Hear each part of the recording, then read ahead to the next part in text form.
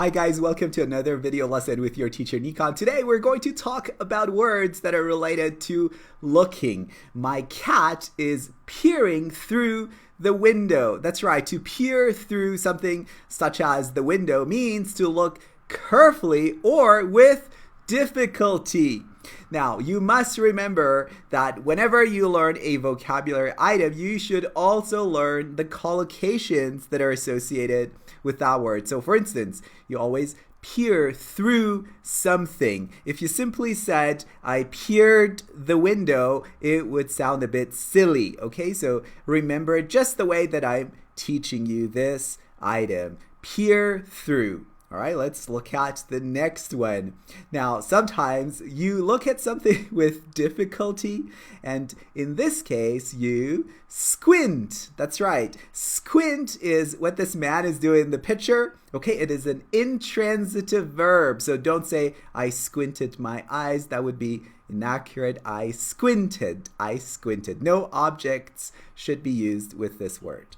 All right, the next one. Now, this is something that bothers me a lot. The glare of the sun, or the sun's glare. The sun's glare. Now, here, this word has been used as a noun.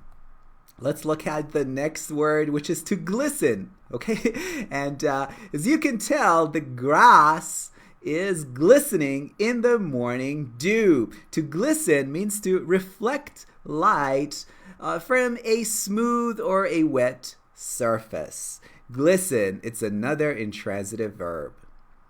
Okay, what have we got here? To peek at someone's worksheet means to secretly look at someone's work. All right, that happens a lot in classroom as well. So to peek at or to sneak a peek, right? And that is a very commonly used expression. So again, remember to use the preposition at with the verb peek, to peek at something or somebody.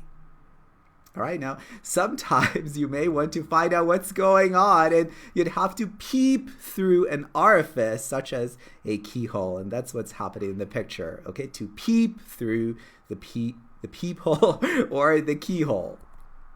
All right, and the last one is to look at something briefly, to glimpse something. This is a transitive verb. That means you must not use a preposition with it. So don't say glimpse at something. No, so just, for instance, I glimpsed the old house across the street in the morning. Okay, so I glimpsed the old house. Glimpse something. However, you can use this word as a noun as well. And the expression that you should learn is to catch a glimpse of something. Again, just remember it the way I am teaching you this expression. Catch a glimpse of something. I caught a glimpse of a bunch of very good looking people in the morning. All right, I hope you have enjoyed this video lesson and I look forward to seeing you in the next one.